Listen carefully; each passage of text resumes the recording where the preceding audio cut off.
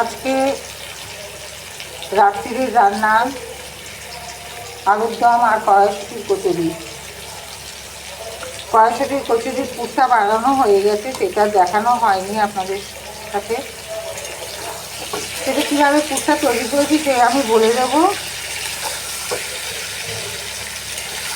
আর এখানে হচ্ছে আলুর দম। আলুর দমের আলু আমি একটু ভাপিয়ে নিয়েছি।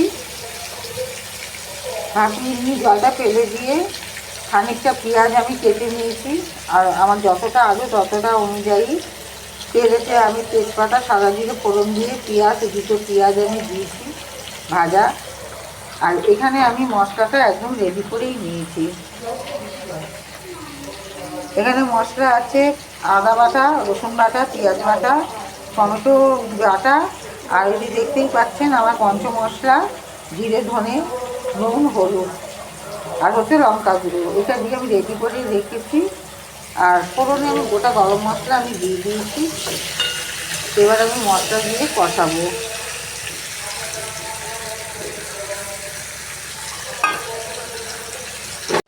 আলুর দম আমার রেডি। আলুর দমটা আমি এইরকমই নামাবো, অল্প রসালো থাকতে থাকতে, কেননা এটা টেনে যাবে এরপরে। কেন এটা কচুরি ঠিক করবো না, করবো হচ্ছে পরোটা। ওটা দিয়ে খাওয়া হবে, একটু রসালো না হলে ভালো লাগবে না।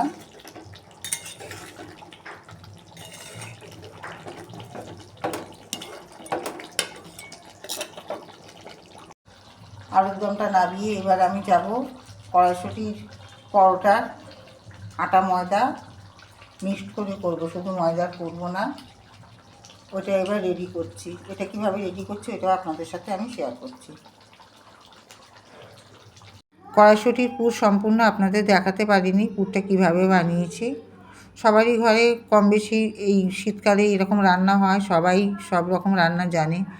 তবুও আমি কিভাবে বানিয়েছি সেটাই আপনাদের সাথে আমি শেয়ার করছি। আমি কড়াইশুঁটি ছাড়িয়ে নিয়ে মিক্সিতে আজকে বেটে নিয়েছিলাম। বেটে নিয়ে তারপরে কড়াইতে সামান্য একটু তেল দিয়ে, আর যখন কড়াইশুঁটিটা বেটেছি তার মধ্যে আমি আদা আর কাঁচা লঙ্কা দিয়ে দিয়েছিলাম। তেল দিয়ে এই পুরটা তারপরে এই বাটাটা দিয়ে ওর মধ্যে নেড়ে চেড়ে একদম পুরটা বানিয়ে নিয়েছি। ওতে দিয়েছি লবণ আর মিষ্টি দিয়েছি পরিমাণ মতো, যে যেরকম খায়। আর এখানে মশলাটা এখন আমি দেবো, গরম অবস্থায় আমি মশলাটা দিইনি। গরম অবস্থায় মশলাটা দিলে, যে গুঁড়ো মশলাটা দেওয়া হয়, গরম মশলায় দিলে গন্ধটা পাওয়া যায় না, যার জন্য এটা ঠান্ডা হয়ে গেছে। এখন এটাতে আমি এই মশলা আমি ভেজে গুঁড়িয়ে রেখেছি আলাদা, এই মশলাটা এখন দেবো, দিয়ে আবার আমি মাখবো। এখানে মশলাটা হচ্ছে এই যে এখানে মশলাটা আছে, এখানে মশলা আমি দিয়েছি ধনে, শুকনো লঙ্কা, আর দিয়েছি হচ্ছে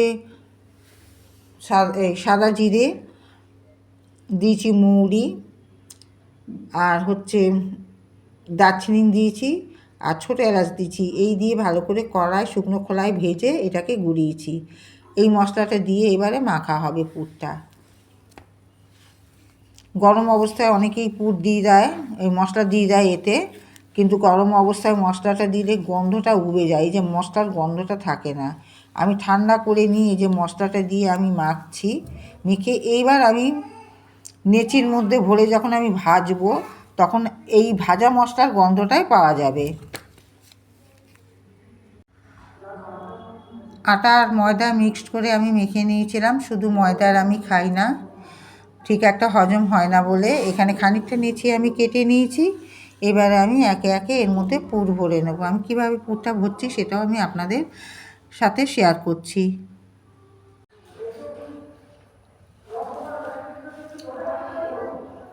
যেরমভাবে একে একে করে এরকম করে নেব।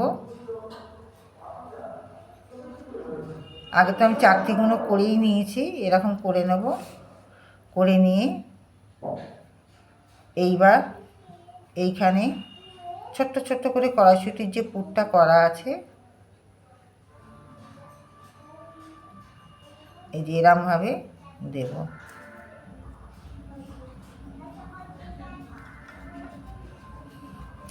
ভেতরে হাওয়া যাতে না ঢুকে যায়। ভেতরে হাওয়া ঢুকে গেলে এই যে দেখছেন এরমভাবে ভেতরে যাতে না হাওয়া ঢুকে যায়। আমি আর একটাও বলে দেখিয়ে দিচ্ছি। ভেতরে হাওয়া ঢুকে গেলে যখন আমি বেলবো, বেলতে গেলে খুব অসুবিধা হয়, না পুর বেরিয়ে যায়, ফেটে যায়, ফসফস ফসফস করে, ঠিক একটা বেলা যায় না। ভেতরে হাওয়াটা না ঢুকলে তাহলে আপনি যেরকমই আকারের বেলবেন একদম সমানভাবে বেলাটা হয়, পরোটাটা দেখতে সুন্দর হয়। লুচি করুন আর পরোটা করুন, দেখতে সুন্দর হয়। এই যে এরমভাবে সবসময় যেই পরোটাই করবেন, আলুর পরোটা করুন, কড়াইশুঁটির পরোটা করুন, পুর ভরে বিউলি ডালের করুন, কচুরি, যাতে না ভেতরে হাওয়া ঢুকে যায়, এটা খেয়াল রাখতে হবে। এই যে এরমভাবে এবার এক এক করে আমি সব ভরে নেব। ব্যাস এবার আরম্ভ কর। করেছিস? এইরকমভাবে আলতো হাতে কচুরিগুলো বেলে নেবেন। এক এক করে আমি সব কচুরি বেলে নেব, যতটা পুর ভরা হয়েছে তারপর ভাজবো। এটা তাই বলে কচুরি না, এটা হচ্ছে পরোটা। ব্যাস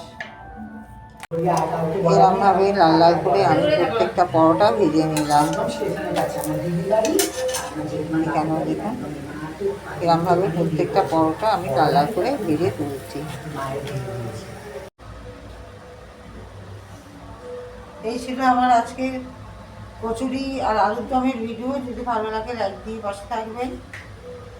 আবার আমি আসবো নতুন একটা রান্না নিয়ে। শীতে কড়াইশুঁটির কচুরি দেখালাম, আবার একটা অন্য রান্না নিয়ে আসবো। সবাই ভালো থাকবেন, সুস্থ থাকবেন। রাধে রাধে। রাধে রাধে।